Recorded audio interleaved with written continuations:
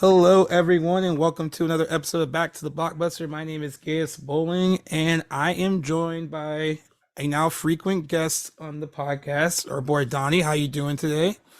Hey, it's good to be here, man. I'm doing just fine. How about you? I'm good. I am glad that you can be on today. Actually, Great, that's good to hear. glad when you're always on because you are always Yeah. really glad because you're really informative. You know what you're talking about, and you're also always there in the pinch, so that is also very important to me as well. So thank you, I appreciate it, and Of course. we'll probably be having you on more in the future, so that'll be pretty fun to get started. You name them and I'll be there. Sounds good. This is gonna be so we're kind of like previous weeks we've been talking about how slow it's been as far as movies. Like we've had like stuff like Don't Worry Darling and The Woman King and all that. But now we're starting to get into a busier season of movies. We have Halloween Ends opening on Friday, and then Black Adam is right after that. So you know, we're going to be talking a little bit about Halloween Ends towards the end of this episode. But the good thing is that now that these movies are starting to open, there are bigger movies to discuss in the coming weeks, and it won't be just like scrounging for news to talk about. um, but this week's news was actually pretty good. There was some decent stuff that like happened like yesterday even, so like that'll be fun to kind of discuss. Um, but before I get into the actual episode, I've been asked by a few of so like the community, the podcast community has been really good on Instagram and Twitter, but Twitter has been where most of it is kind of at. Um, I'm in so many like different groups and message like groups and stuff of like people who help out by sharing episodes and uh asking about like what's going on with the shows, and like they kind of get to know you, and some of them have Mhm. actually been on the show before. So a lot of them have asked what happened to our original co-host Owen, who started the podcast with me, and I've been asked like a few times over the last like few weeks because he hasn't been on in a while. Yeah. So I thought I just addressed it now. Like basically, the podcast, as Donnie knows, like this stuff is all like fun for us. It's fun to talk about movies and pop culture. Um, but we all have like life and jobs. And I mean, I know there's been times where it's like I'll get home from work and knowing that I have to record at like 8 or 9 o'clock at night on a Monday or Tuesday. And sometimes I'm not feeling it because it's like I start my day pretty early writing for the website, and I write for two of them now. And then I also have another job in between that. So, you know, for me, it's easy for me to kind of maintain this because it kind of started with G Reels and me, and I have to kind of like do what I can to keep it going. But but for Yeah. other people, like it's life is more important. Like things they need to take care of in real life outside of talking about film and TV and like all the craziness and entertainment is more important than like doing that. So basically, like Owen is just taking care of like some personal stuff. Um, the hope is that once his slate kind of clears up, he will be back. I've talked to him about it a little bit. I know he wants to once he kind of gets some stuff cleared away. So Yeah. that's kind of what's going on right now with him. It's crazy though because I was looking on uh, our Apple podcasting. Our first episode was released on November 10th of last year. So like we're like a little over a month away from like a year of like starting this, and Yeah. that's kind of like what we'll kind of talk about like maybe down the line, see if he wants to come back around then to kind of because we started this together, and it'd be kind of fun to kind of do something for the year thing together again with that. But at the end of the day, like our personal things are more important. Like I don't getting overwhelmed by like life and like work and everything. It can be like totally stressful, and throwing in like talking about like Dwayne Johnson and Black Adam and uh did Shia LaBeouf get fired, did he quit, or like all those things kind of like I guess Those they're are fun, those are they're some fun those are some fun distractions. discussions. Yeah, they're fun distractions, but at the end of the day they're not as important as real life. So, and at the end of the day too, like Owen and I are friends, so like I care about like what he needs to take care of. So once his slate clears up, he will probably be back on, maybe not on like a regular basis like before, but popping in and out as he sees fit. But I did let him Yeah. know that some of the people on Twitter were asking where he was at, so he'll hear this and also know that we've addressed it here, and whenever he's ready to return. Like he will always have a spot on Back to the Blockbuster. So I just wanted to get all out there. Donnie has been on like I think 2 episodes with Owen. Uh, Uh, one yeah, or I've two. been, I've been on 2 episodes with Owen. Yeah, the first one I did was Scream, and I can't remember the other. I think it was Signs. Did we do Signs together? Yeah, I think so, and I think that's when we talked about the Scream episode was when like you were so like you thought it was so funny that he was okay with it being spoiled for him. Like, Yeah, I'm still kind of like not irked, but I was still pretty surprised about that. Even today, I'm like, he really wanted us to spoil the movie for him. Okay. yeah, like if it was any one of us, we would have been like, yeah, can we like call back when you guys are done, or can I just not be on this episode, like whatever.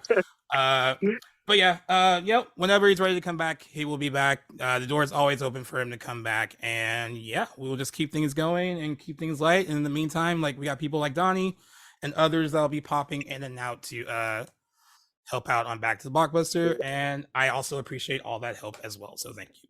To kind of get things started, I know you're a horror movie guy too. You like some of them at least. Did you see Smile? I actually haven't yet. No, I So I saw it at a press screening like 3 days before it opened, and I was mhm. surprised by how good it was, right? And like I remember when I first saw trailers for it, and I was like, that release date, September 30th. It's like they're just dumping it in September because it looks like a generic like uh run of the mill horror movie. But then I kind of forgot Yeah, like right we were away having when I saw that trailer, I'm just like, why is this? Why are they making Truth or Dare again? But yeah. So that was my at the first same thought time, too. Yeah, at the same time, I give it that benefit of the doubt because I'm like, okay, it's rated R. It's a little bit longer than Truth or Dare. Let's see what happens. yeah. So like well, it's funny too because like I know Truth or Dare is not good, but I kind of like it in a guilty pleasure It's a kind of little way. guilty pleasure. Yeah, it's Yeah, not bad.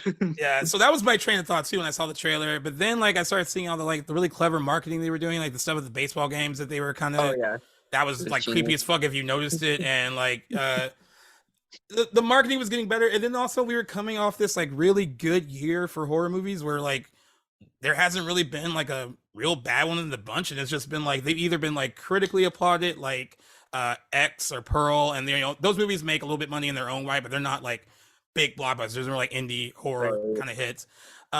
And then like even what a couple of weeks, maybe a week or two before Smile, you had Barbarian, which like opened above expectations and got really good reviews. Um, so I know a lot of people know about the opening weekend for Smile, which was like 22.6 million, which is really good for an Yeah. R-rated horror movie. Um, I had some concerns because it got like a B cinema score, which is good for horror, but that kind of means I'm on the fence about it. Um, Hmm. and then the second weekend happened, and I know when I read Deadline, they were initially saying it was going to make like 11 to 13 in the second weekend, which is really still pretty good. Uh, Yeah.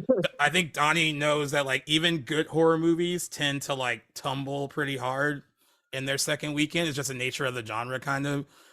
Yeah, but I think well, this is the thing about me is that, Smile had a really good start, like release date wise. And I Right, know June and September was a little odd, but October is a horror month. We right, got Halloween coming up. We've got all the scary movies coming out again, new stuff coming out too, no less. yeah, And I think it was pretty advantageous to Smile because even if the movie wasn't really, well received critically or by audiences, or maybe audiences, but critically to be specific, I think it still would have made a killing at the box office. Not as good as it might have done right now as it's doing, but yeah, I think it would have still had a fair chance considering, like I said, the month. But then, like a little off topic here, but I mean, you got movies like Bros coming out this month, and I mean, while the marketing hasn't been all there for it, I got to say that it hasn't really had good yeah, marketing, which sucks because it looks like a fairly decent movie. I mean, I actually do want to see it, yeah. but I think they picked the. I think they. I think I don't think they. I think they couldn't have picked a worse month to release it on. Yeah, I think yeah, Because I agree with you that timing is kind of everything. And then like we talked about the bro situation last weekend, and I know like Billy Agner has his feelings about what went wrong. Because it fell like 55% this second weekend, and like I think there's a combination of things that went wrong there, and I do think that one big one is the release date. I think like early summer for Bros or Valentine's Day even would have been good time to oh release yeah, that. Um, but yeah, Smile had the advantage of coming in at the end of September, the start of like the spooky season, basically. but I still was not expecting. So like originally they said it made $17.5 million. It was like a 22% drop, which is like incredible for a horror movie. And it Hmm. was the has the second best second weekend hold for R-rated horror film behind only Get Out. Get Out fell like 15% in its second weekend. But Yeah. then like when the actuals for Smile came out, it actually did even better than that. It made like 18.5 or 18.6. So the drop was like 18%, a little bit above that. And Yeah. it's also holding crazy well overseas. It actually rose 32% overseas in its second Oh, weekend. really? Wow. Um, I everyone's been asking like why is it holding so well, and like I think like personally I agree with you. It's the release date. It's the whole like it's October. People want to see a scary movie in the theater. It'll be interesting to see how it does this weekend with Halloween Ends. Like that's like direct competition. Um, Yeah. I also think that some people that were on the fence in weekend one, when they heard from people that like, hey, this is pretty good, it's actually pretty scary, gave it a shot in its second weekend, and Yeah. now it's like this, like this pretty big, like another good win for horror, and not just for horror. I think just for just original ideas Yeah. Of at course. movies, at the movies. Um, and we really needed a hit like this because like the fall has been like really a drag. Like I don't want to take anything away from the Woman King, which like opened pretty well and has been performing decently, but we haven't had like a huge opening since Bullet Train in August. That was like a Yeah. 30+ million opening. And not to say that Smile's $22 million opening is like huge, but it's really good for the genre. And then like that second weekend hold is even better news And for the then given the genre. budget too, I mean, that's a lot of profit that it's making too, Yeah, no I think less. it's like a $17 million budget. Yeah. It's already cleared $100 million worldwide. Um, Now I kind of wonder, like, can it pull that domestically here? Like, it needs to like still. It's gonna get hit hard by Halloween Ends. That's gonna Yeah. take away some of the Definitely. audience. But I think in after that initial weekend for Halloween, I think they'll be sharing the October Hmm. hit a little bit. And I know there's Black Adam and all that, but as far as like the scary movie stuff, because like horror movies tend to do really well on Halloween weekend, and on Halloween they like bump up really huge, and like Right. Halloween falls on a Monday. Um, right now, they said it's like a little bit ahead of where the Black Phone was at this point. The Black Phone made close to 90 million domestic by the time it was done. Um, Hmm. Even if it doesn't get to $100 million domestic, it's a huge win. Another huge win for Paramount Pictures, which is they've been on a roll Definitely. since like last year. Yeah. Since like A Quiet I Place mean, Part Two. well, Scream really put him up there this year Yeah, for yeah. sure. So like yeah, so they kind of kicked off their little like let's go back to the movies with like A Quiet Place Part Two. They were like one of the first movies to like Hmm. open during the like pandemic like Yeah, box office. That did really well. And then you come it did. into like the beginning of 2022 and then you get Scream like right in January. And then you got Jackass right after that that did well for them. The Lost City which proved that like, a romantic Oh, comedy can that's still make right. money. Yeah. Yeah. If it stars Sandra Bullock and Shannon Tatum, it can still make money if you're a And romantic if you comedy. and if, and if you tease Brad Pitt for 5 seconds, you're definitely gonna get some asses in the seat. Exactly. So that movie played up the adventure stuff and the cameo more than like the romance, and that's probably was smart Yeah. a smart thing to do. And then of course they had Top Gun Maverick, which is like the biggest success story of the year. So like Oh yeah. they're riding on a lot of I'm sure they're popping champagne a lot at that studio right now. And Definitely. the crazy thing about Smile is Smile was initially planned for Paramount Plus. That was the original Oh plan. really? Yeah, but they tested it and the test screening the test screens were really good. So they were like, Okay. okay, like maybe we can like make this work, and they're probably very happy that they did. Because Yeah. now they're gonna make a killing in the theaters, and then when they release it on Paramount Plus, it's gonna do really well there too. So they're gonna get a lot of profit from this $17 million movie. And like one guy on my G Reels commented, he's like, I love this for horror, but what I don't love is that we're probably gonna get 5 or 6 more of these movies every October now. They're gonna sequelize like the whole Smile concept over and over again. And I know that happens when Well, yeah, I something mean, hits like minor that. spoiler. I know what happens at the end, so I really don't know if there's much they can go on. Right. However, there's this little joke that because I was at Alamo Draft House the other day, and I was talking to the bartender, and we were like discussing Smile. Mm. Um, and he was saying that a real good sequel idea would be to make Smile but with animals. Oh god. I, yeah, you could. Yeah, there's one. I or mean, spinoff. I mean, like I said, I haven't seen the movie yet, so I don't know what to what extent this curse can go to. However, I mean, an animal's idea, smiling animals. I mean, what more? What could be creepier than that? That'd be You just creepy. look at Like your little, fucking you just look at your little fur baby, and it's just smiling at you, like, smiling at you. Like yeah.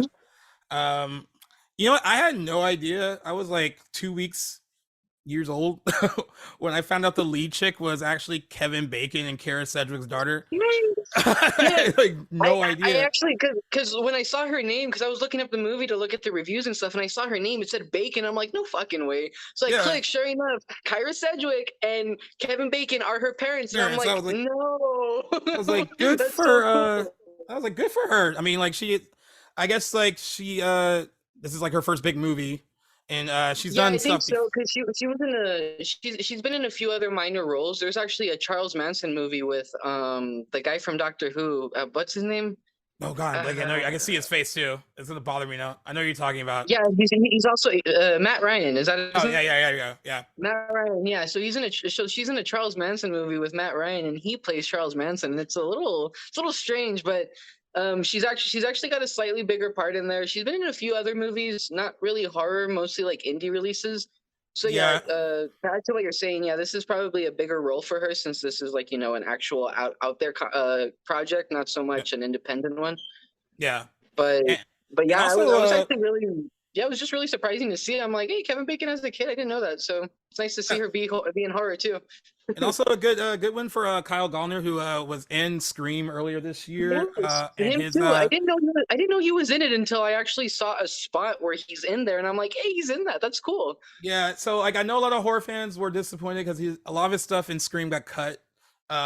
But he was still Yeah. just happy to be there. He like wanted to work with Hmm. those guys, and like he has a much bigger role in Smile, and very nice dude on social media. He follows me on Instagram and Twitter now, which is cool. Nice. He likes all the Smile love that he's been seeing, and I don't know, it's just good for everyone involved. Like I think a lot of people were kind of expecting, myself included, that it was going to be just dumped in September and then like Mhm. forgotten about, and now it's a big industry story. Like everyone's kind of looking at it like, look how good this movie's holding on. And like I think when movies like this do well, you're gonna look at like, hey, this is the movie when we're in this like slow period that was like, Right. okay, like this was successful and like this worked, and then like, and yeah, so everyone's gonna look back, and it got good reviews. Is also, I know all these things are rare for horror movies. Like some of us That are was like, that was the one thing that I was looking out for. I'm like, look, if Smile gets good reviews, I'm probably gonna lose my shit because I don't know what the chances it's got of getting good or bad reviews. Like it can either be really good or really bad. And sure enough, they came out on top, and I'm like, wow, like that's really fucking yeah, surprising there. and came out on top twice. And I think Deadline said it was the first movie since Bullet Train to repeat at number one like 2 weeks in a row. So the first movie since Bullet Nice. Train in August. And we, like I said, we've had a spatter of like decent openings, like The Woman King, Don't Worry, Darling opened well, and then like fell like a ton of bricks, like in its second and third weekend. Yeah. But yeah, kudos to Smile. I am very interested to see this kind of showdown between it and Halloween. Halloween End is like projected to make, like the 50 tracking says million. 50 to 55 million, which is like in line with like Halloween Kills. Halloween Kills came in like at 49. Yeah. Also opened like day and date on Peacock and in theaters. They're doing the same thing with this one. I know a lot of people were upset about that, and they I'm said it's personally gonna, not a fan of it either. I really think I mean I get it. Like I guess some people just don't want to go to the movies. They still don't feel safe enough, which is fine. I understand. yeah, But I feel like when you release a movie simultaneously in both theaters and on streaming, it hurts the box office revenue a lot. it does. Like I mean, that, I like think it does. I mean, I'm not saying that it might be a big difference, but I mean, let's say $5 million is still $5 million if that's what the right, streaming's taking away, you know? right, and like as opposed to last year when the move was made, they said primarily because of the we're not sure we want to go to the movies scenario. I heard Hmm. that this move this year was made primarily because they wanted to.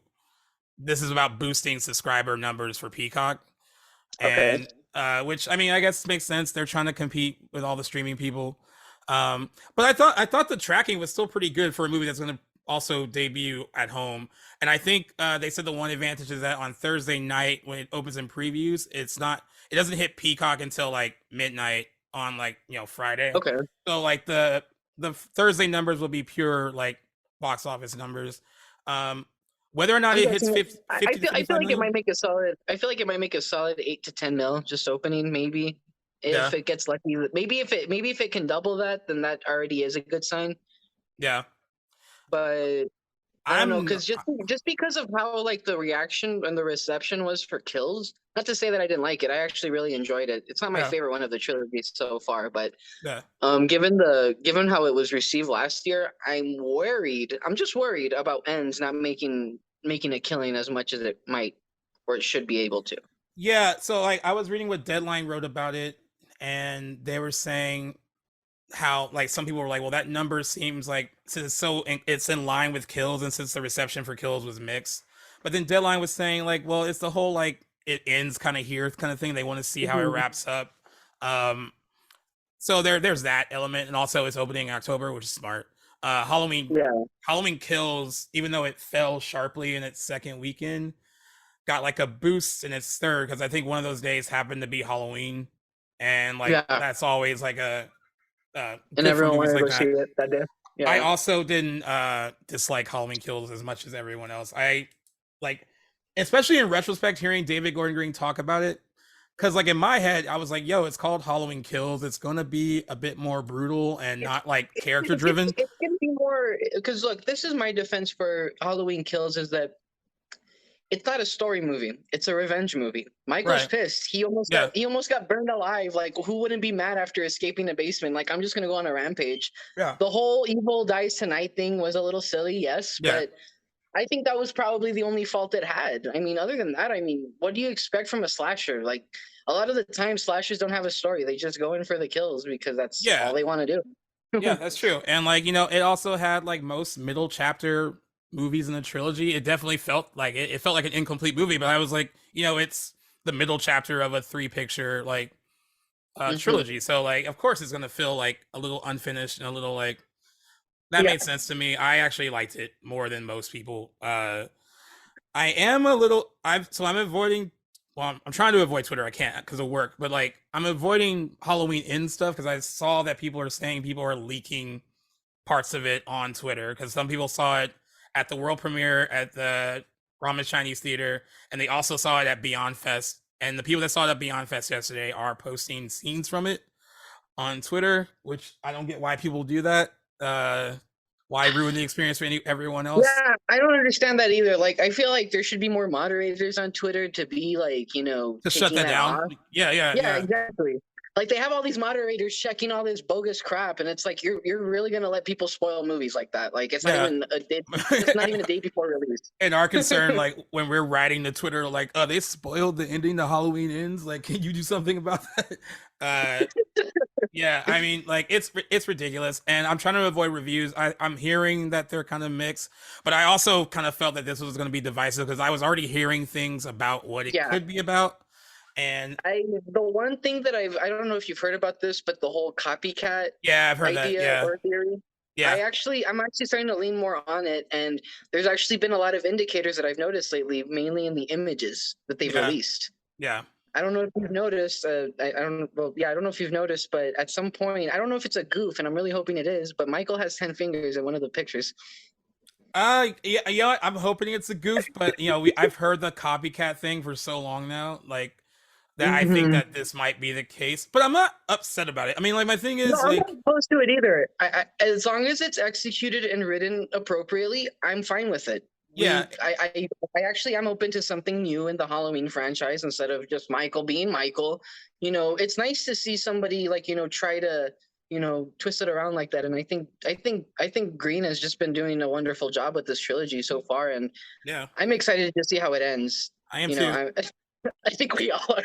I think we all are, and I know there's been some comparisons to like, well, like a Friday 13th, a New Beginning, which had like the imposter Jason. There was no Jason in the fifth one. It ended up not being him at all. There's been comparisons to that if they do the copycat thing, but my thing is like it's a bit different because we do know that we are at least getting the Michael. Michael Myers for like the Laurie Yeah. Strode, like that big epic fight is definitely them. And Yeah. like Exactly. And like if it was a whole movie where we thought it was him and it turned out to be someone else, okay, I would maybe be upset I'd probably about, be pissed. Yeah. yeah, about the bait and switch. But I know that they're not dumb enough to be like to have it be her last stand with him and have it not be him. Um, No, of course. and if you look Because at I what mean, all the movies are, we know he's in the movie because whoever's in the stewards is definitely Michael. Because we see the right, bandage on his hand, we see the old rusty knife, the mask is disgusting. yeah, You yeah, know? and like you know what, they've all like Jamie Lee Curtis has been really good at promoting these and saying what each movie is kind of about. And like the first movie was just about like trauma and generational trauma, like passing that on to like your in her case her daughter, and then like you know Mhm. her daughter kind of dealing with that with her daughter, like her granddaughter, and that's what that first movie was about. And then like the second movie, like you said, was about revenge, and it wasn't just like Michael's revenge; it was like the town of Haddonfield being like so up in arms that like this Right. guy was back, and then that's why the movie is so like vile and angry, and like there's a nastiness to Halloween Kills. There's no like it feels a little hopeless. Uh, Yeah. uh, but that's the theme though, right? And then Yeah, exactly. she was saying in this new one that this is about like because it's 4 years later, it is about moving on initially, but it's also how like evil can be basically contagious, how it can like spread, and There you go. that gives credence to the whole copycat thing if that is like true. But like since they all And have like I actually already have an idea of who it might be. I have an idea too, and well, only because if it's It, who I think it is, it, because they're not doing a good job of hiding that person. well, it's only because of his name. Yeah, yeah, Which is really kind of doing it for me. And if you know who I'm talking about, you've seen Christine. I drew yeah, an immediate connection. I mean, John Carpenter only directed that movie. yeah, exactly. So, what better way to reference it and make him the copycat killer, so to speak? Yeah. But you know what? If we have a trilogy that like each one is supposed to mean a different thing, uh, I'm cool with that. You know, I know like this franchise has turned into like a choose your own adventure kind of thing. Depending on like uh depending on like which timeline you want to go on. If you want to go like 78, 81, H2O Resurrection, or you could Right. go 78, 81, 4, 5, 6. It gets confusing. But there's like These timelines are so confusing. yeah, but the cool thing is that like what I've always liked is that even if you don't like this new trilogy, all those other movies are still there. They're not forgotten. Like even Jamie Lee Curtis is aware that like, hey, some people are gonna enjoy Halloween 2, 1, 2, H2O, not Resurrection probably, but like they're gonna enjoy that timeline of movies. And then there's gonna be people who are hardcore fans of Danielle Harris and Jamie Lloyd, and they like part 4 and 5, and like they want her to come back. And are there people who actually do enjoy the Rob Zombie ones? Like I don't like his second one. I've grown to I'm not a fan of his Halloweens. I can tolerate the first one. The second one really ruined it for me. yeah, It had some potential. I'm like, okay, they're really trying, like he's really trying to like delve deep into some weird like lore, yeah, but it felt too much like a Rob Zombie movie than a Halloween movie, and that's where it exactly. kind of like lost me. I do respect that he brought back Danielle Harris Yeah. to play Annie, and that was a cool little throwback. And Danielle Harris, I don't know if you saw this, but a lot of them were at the premiere last night. All like the like scream queens were there. I'm starting to think. I'm actually starting to think that they gave her a role in Ends. So I don't know. Like I either thought they either gave her a role, or because I was like, I put it on Twitter and I was like, because I saw her at the premiere and I was like, yo, in a roundabout way, I hope they invited her because like when they reboot this in 3 or 5 years, they'll give her her own like trilogy, right? And Yeah, then so and I was yeah, actually gonna say too. I'm like, if anyone deserves a rebooted trilogy, it's Jamie. it's Jamie, right? And then like she was getting so Scout is it Taylor? The girl that Taylor played Compton. Laurie, Yeah, yeah, and Rob Zombie's Halloween. She was being interviewed by Variety next to Danielle Harris because they actually have a podcast together and like that's uh true. all Yes. that. And she was saying like, oh, it's kind of sad to see how this is like how it's ending. And then Danielle Harris like interrupted and said like, basically, no, I don't think it's gonna end here. I don't know what you're talking about. And then they got her at the end of the clip being like, I basically almost saying like I'm gonna put money on I have at least one more go round. Like so I feel like they invited her for a reason because like if people don't know, the rights after this one, they go back to Malika Akkad, Blumhouse only had the rights for these 3 movies, Yeah. and Malik Akkad is just like his dad, Mustafa Akkad. I mean, like, for better or worse, like, Halloween was the Akkad cash cow, and like it still continues to be. I mean, it's still the most viable of the big horror franchises, I think. Because like Friday 13th's been dormant because of like the lawsuit. A Nightmare on Elm Street's been dormant because I don't think they know what to do with it yet. But Halloween's been going on, right? They've been trying to get Robert Englund to come back for so long, and he I just know. keeps telling them no. And they keep saying no. Like, now, Halloween but has actually, survived this the- whole like the actual- generational thing, which is cool. Like, Mhm.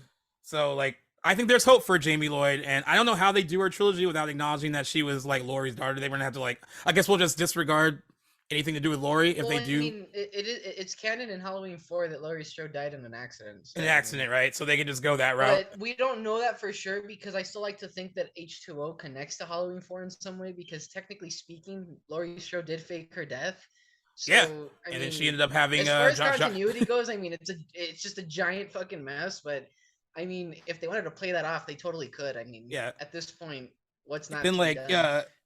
I was dying because they were saying that like, oh, like Jamie Lee Curtis was like at some, I think it was Comic-Con, New York Comic-Con, over the weekend. And she was saying that like, David Gordon Green gave Laurie Strode a family, and everyone on Twitter was like posting pictures of like Danielle Harris and Josh Hartnett. Like, what about these two?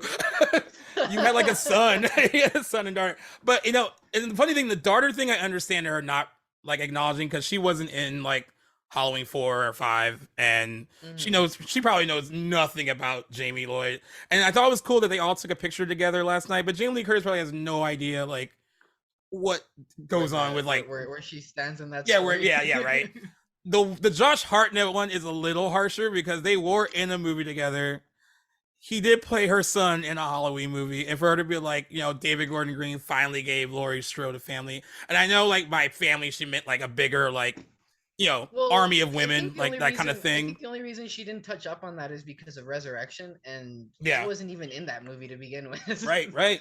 Yeah, you don't really find out what happens with him, right? He survives H2O, and then like there's no mention No, of it's him. because she just drives off into the sunset basically and gets Yeah. institutionalized.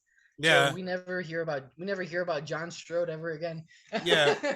So you know what? John If they want to Pink, keep rebooting Halloween, you can start with Danielle Harris, and if Josh Hartnett's up for it, he can get his own little Halloween trilogy. Josh Hartnett would make a killing, believe me. And like, and from what I know, I know if you have those like that Halloween Blu-ray box set with H2O in it, like he gets interviewed for the movie and stuff, like a retrospective kind of thing. And I think he doesn't look down on it. So I think it doesn't like, it's not like he's like, oh, like I don't want to talk about H2O. So that's good at least, because some people are like that with their horror movies.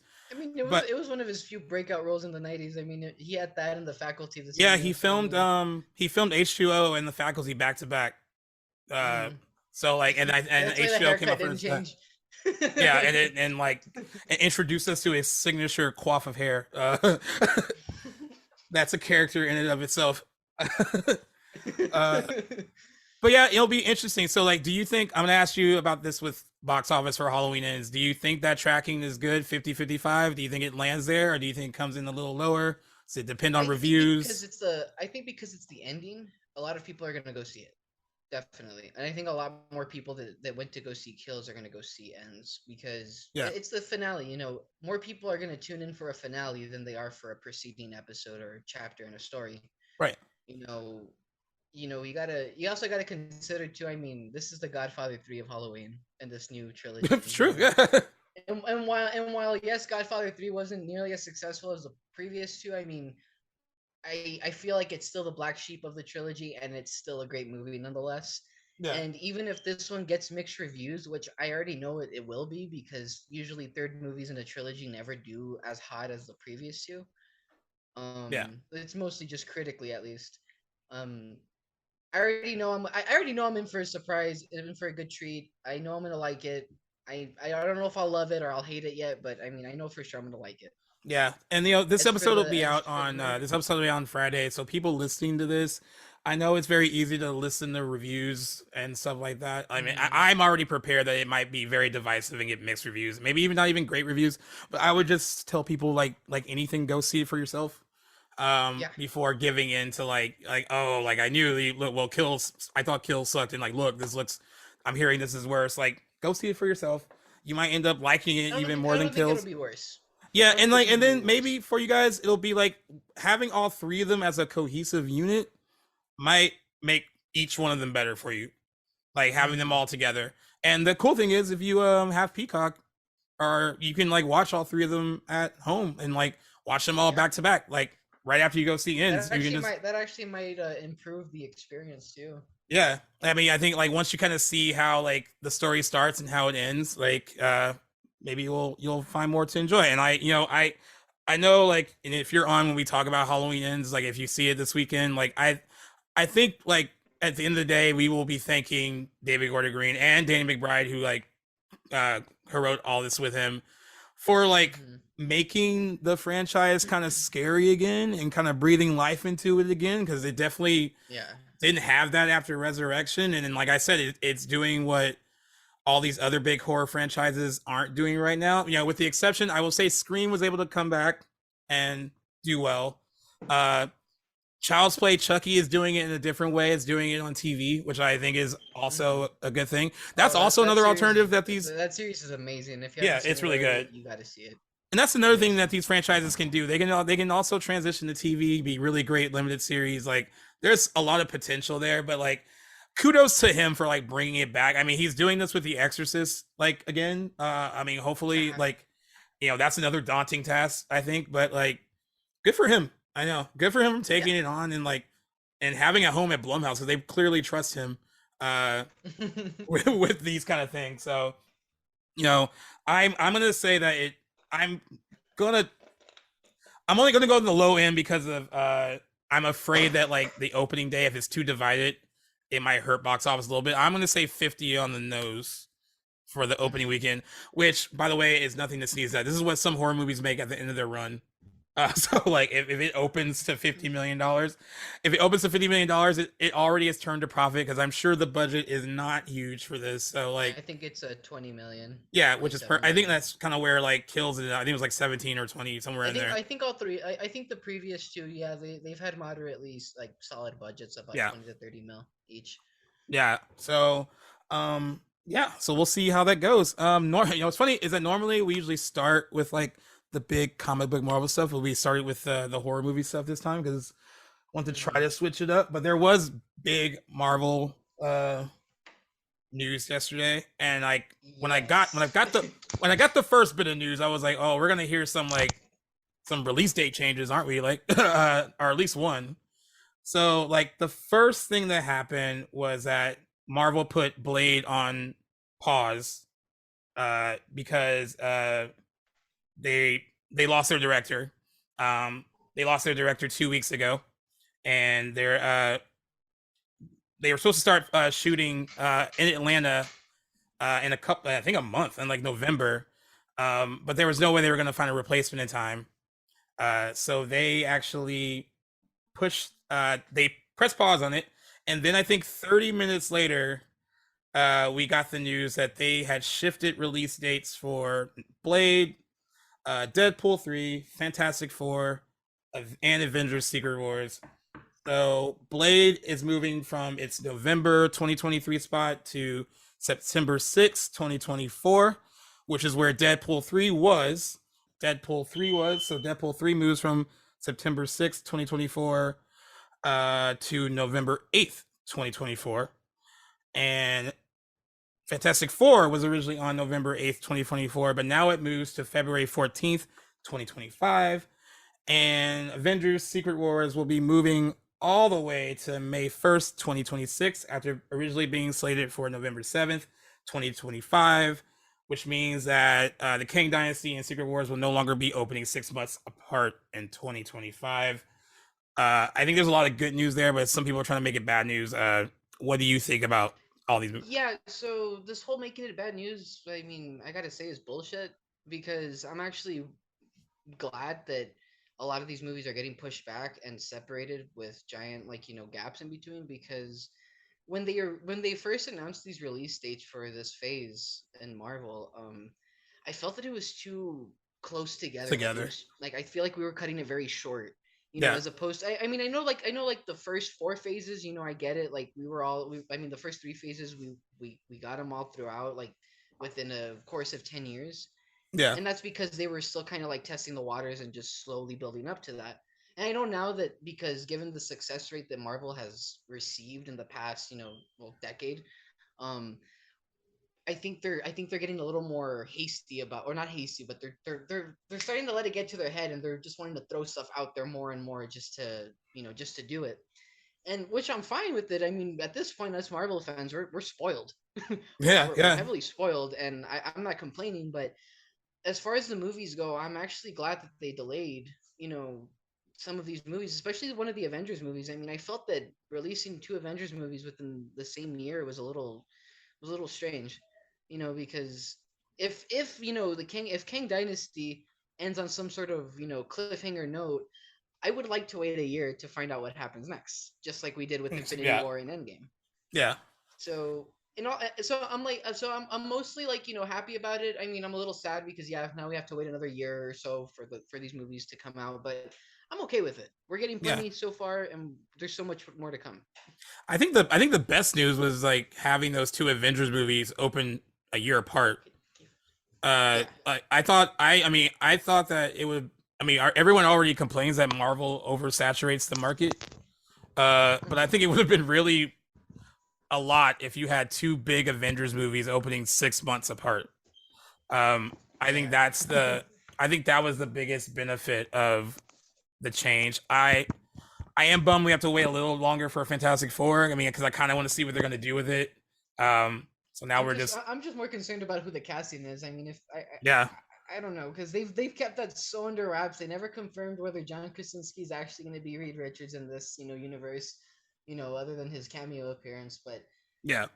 I don't know. That's I think it's not even just the release date to see what they're going to do with it. I'm just more concerned about who they're casting as who. Yeah. Here's another interesting thing. I don't think any of these spell problems except for I guess Blade, which seems like there might be some internal problems, like with like a director Yeah. leaving, and like there's rumors about issues with like the script. Even though I heard today, because I started writing for CBR like 2 or 3 weeks ago, and in our like Hmm. in our like little storyboard thing, there was a story that people were trying to grab about Mahershala Ali like being heavily involved in the writing process. Like everyone's worried that he's gonna dip out because things are like not going right. But apparently he's heavily involved. He's not going anywhere, and he is involved in a lot of the rewrites to kind of make things better. The thing is, like when you just hear about rewrites and a director bailing like 2 or 3 weeks before shooting, It it's usually always spells bad for a movie. yeah. I was kind of worried in that regard, I guess, for that movie. I mean, I heard that they want to go PG-13 with it, which is really weird. I can't Yeah, really. it's a little silly. I mean, if you're going R-rated with Because Deadpool, and I look, know they're going because R-rated to yeah, appease Ryan Reynolds, but like, yeah, you can't sugarcoat. the thing about it, yeah, exactly. The thing about Blade being PG-13 is that you're really limiting the character. Yeah, I mean, he's a vampire and vampire hunter. And I yeah, mean, if we've seen anything that he's done so far, namely the first two movies, not Trinity, we don't talk about that one, but first yeah, two, and that you one's know, PG-13, right? They PG-13 that one, I think. no, Blade Trinity was Oh, it's R. rated R. Okay, There was just a lot of issues with Wesley Snipes it's being just a bad. dick, but he It's was just just not being good. he was just he was just being a wuss. But no, yeah, I mean, I figure I mean, if you're gonna give us Deadpool and keep it R rated for the sake of like continuing it, and because to appease, yes, like you say, to Ryan Reynolds, then why not make the titular Blade character rated R? I mean, what harm is it gonna do? You Right, have a slate of PG-13 movies that are family friendly or somewhat family oriented for that audience to be universal. But what's the harm gonna do to you if you make an R-rated Blade movie? If anything, that's gonna have people running. right. I agree. I agree. And I But think they got a as for good. the They got a good. reach, Yeah, they got a good thing Yeah. with Mahershala Ali too. I don't want them to mess it up. So they like, Yeah, at first I was a little like weirded out by his casting, but the more I think about it, I think he's actually a really good fit for the role. I mean, he's a good fit for any role. He's a great actor. yeah, yeah, Um, I'm just worried that he will. I have a feeling that he's gonna up and dip if he gets frustrated again, the way he did with this last director. yeah, That's my yeah, biggest worry. yeah. Yeah, you're right. I mean, hopefully, I mean, if anything, I think Kevin Feige is probably the good negotiator and a good like, hey, like, Oh see yeah, this through with me. he's Don't been go doing this for yet. Kind of. years. Yeah. I mean, a lot of people were trying to compare this to like DC moving their schedule around, but like, I think Marvel gets a little bit more leeway because like, it's not like they haven't delayed movies before, move movies around before, but they have more proven successes and more like, when DC delays movies, it's like you haven't even gotten off the ground running, and when you delay movies, it comes off a lot worse than when Mhm. Marvel decides to delay some movies. Um, but yeah, at the end of the day, I know they were trying to make it a bigger deal. I think at the end of the day, like, oh look, like things aren't going right at Marvel Studios. There's like issues, but like the thing is, when you phase out, when you have your stuff planned out so far in advance, if one movie is gonna get delayed because they don't have a director and it's gonna get delayed shooting, then it kind of pushes back the rest of those movies that Yeah, they need to come it's out in like a a whole certain order. domino effect. Yeah. Yeah, so like I'm fine with it. I think everyone will benefit from getting an Avengers movie a year apart rather than within 6 months. Uh, Yeah.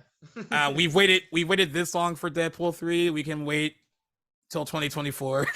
It'll be 6 years, Yeah, I no, think, yeah, I'm since not Deadpool 2. complaining. I mean, as long the fact that we're getting Hugh Jackman makes the wait Yeah, even better. Like yeah. So it's way more worth it now because I'm just excited to see him, be Wolverine one more time, or I mean, as many times as they want to keep him for the MCU. I know he wanted to step away from the character, but yeah, I feel like the money's gonna be too good now, especially with the MCU. He's yeah. gonna not want to say no anymore. Yeah, I agree. And I feel like this is gonna be like, I think it's gonna be a one-off for him. I think it's kind of more of like a funny, like almost meta thing for him to do with Ryan Reynolds, and that's fine. Mhm. Um, but yeah, I mean, forever people feel about this phase of Marvel, like it being like kind of mixed and all that stuff. I still think they're giving us better things than like, I mean, I think the tide could change for DC with Black Adam if it's really good. Also, if all those little hints that Dwayne Johnson's been dropping about a certain someone being involved, if that comes to fruition, that'll be cool because everyone can finally like be quiet about it and just be like, "Yay! Look, I think this thing." I think we're gonna get I think we're gonna get a post credits appearance for him. I think so too, and and I like Because I feel like Dwayne Johnson is not one to be disingenuous when promoting something. I feel like he wouldn't yeah, hint at it if it wasn't something that was going to in the happen. movie. Because Yeah, I think he knows the kind of backlash he would get from like the fans, right? If he like you insinuated this was gonna happen. Um, and then it doesn't. I can just imagine those cheers in the theater when it does happen. Oh yeah. And he's very and that person is deserving of it because I would they didn't really get their fair shot. So if this gives them a fair shot, to play that Well, popular character given that they're that we're rebooting not naming. everything from the looks of it, I'm just glad that I'm glad they're rebooting it. I just don't want them to recast because I feel like the Yeah, cast we have is fine. Like it wasn't their fault; it was the writing's fault. yeah, I And agree. that's something that I always hold too. Ben Affleck's a great Batman, Bruce Wayne. I mean, Gal Gadot is she's fine as Wonder Woman. Yeah, Henry Cavill's Um, a great I Superman. I mean, he just I mean, never I had. know Ezra Miller. I know Ezra Miller's in some deep shit, but I liked him as Flash, or like them as Flash. Sorry. Yeah, Um, but hey, they still I got don't know. time to work that out too. I mean, if Well, apparently Ezra Miller came back for reshoots. that's what I heard. So So if so they're they're actually losing getting the stick help with that they them need, after all. if that's the case, because there's a lot of Yeah. time to turn that around, like in industry time, and like it goes from like, we hated them to being like, oh, look at them now. Like you can turn that around if you really want to, and if We'll hold on to them until we find a way to bring Grant Gustin in. yeah, exactly. Yeah, can we just do that? And if freaking Dylan O'Brien was interested, I think they'd be interested in him too. But he's kind of made it clear that he doesn't. I don't think he wants to go the superhero movie route. He did Maze Runner though. I always think it's weird when people say they don't want to do like comic book And then movies, they but do then like Maze Runner. they do something like Maze Runner, which is like same idea. like Timothy Chalamet says that thing about Leonardo DiCaprio saying like don't do hard drugs and don't do superhero movies, but like I'm not saying Dune is not like, but it's like it's a sci-fi like high concept like special effects It's its own movie. Star Wars.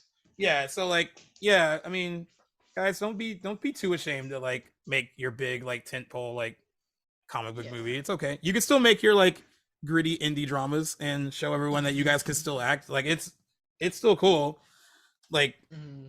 I think be like Mark Wahlberg. Mark Wahlberg understands in order to fund like passion projects, sometimes you gotta make a Transformers movie, and like that has to happen. Well, he didn't make just one; he made two. But I mean, we'll just Maybe he had a lot of passion projects that he had to fund. I don't know. Big time. Well, yeah. Well, I think mean, that's just gonna. hope that Father Stew wasn't one of them. Yeah, I know that was one of them. He really was all about that. Really? Yeah, and then I think he put on like I think recently it was like number one or like in the top 5 or something on Netflix like for like a week, Yeah, and he no, put it. I know it's making a. I know it's actually making a solid run on streaming. Yeah, I mean, and those kind of movies are better suited for streaming. I knew that wasn't gonna like hit in theaters, but like it. No, yeah. Yeah. I mean, maybe Mark Wahlberg fans would probably go see it because they like Mark Wahlberg, but I mean, Yeah. the general audience just kind of looks at it and thinks, Like. I'm okay. one of those people. I like. Don't get me wrong. I love Mark Wahlberg, but when I saw the trailer for Father Stew, I'm like, this doesn't ring well with me. I don't know. Yeah, I agree. I don't know. That was just something. So I think that's gonna wrap us up for today. Once again, thank you for being on and helping out.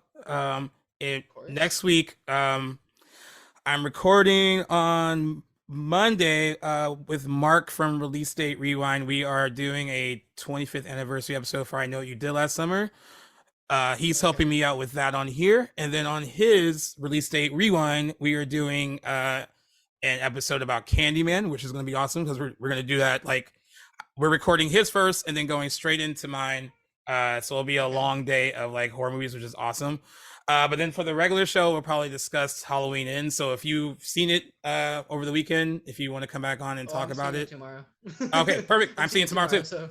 I'm seeing tomorrow too. So if you want to come back on and discuss a spoiler heavy Halloween Ends chat on Back to Back, which is next week. My only request is that we get people that have seen it. Yeah. Like, Okay. I don't feel bad. Yeah, I know. In the case of Owen, I felt really bad because everyone in that loop had seen it. Even at the time our friend Brittany was on it, she had even seen it. I thought she was going to be the one that hadn't seen it. I was like, well, fuck. Like, sorry. But he Scream. I mean, who's not going to go see Scream right away? I know. But to be fair, he did tell me he had suspected who it was, at least one of them. Yeah, he knew exactly that Jack Quaid was going to be the killer. He even said like, I knew Jack Quaid was going to be the killer. I'm like, yeah. Is it that obvious? I mean, I think that's just a matter of casting and like, yeah. So yeah. We'll be doing that. Dylan Minnette was. I swore Dylan Minnette was going to be the killer. Like he's got that face. He's got that face for sure. And because he was in 13 Reasons Why, that character that he plays, I mean, he has that psychopath side to him, Yeah, he definitely has the face. I'm just like, well, I guess. Yeah. Yeah. So so whoever we have on, even if it's just you and I, if we have an extra person on, I'll make sure that everyone has seen Halloween Ends so we can discuss it freely and not feel bad for ruining it for everyone. But well, once again, thank everyone for listening. You can listen to us across various podcast platforms, including Apple Podcasts, Good Pods, Google Podcasts, Spotify, wherever you get your podcast fix. Also, if you haven't, you should rate, listen, and subscribe. We do see it. We appreciate it. Especially on Good Pods, that's more driven by a lot of independent podcasters. And in the film and TV review section, we have still been in the top 10, I think, since December of last year. So thank you for keeping us in the top 10 on Good Pods. And because they're becoming bigger and bigger as they're becoming another platform for people to listen to podcasts on. And yeah, appreciate the feedback. And we will be back next week. Thank you again, Donnie. Appreciate it.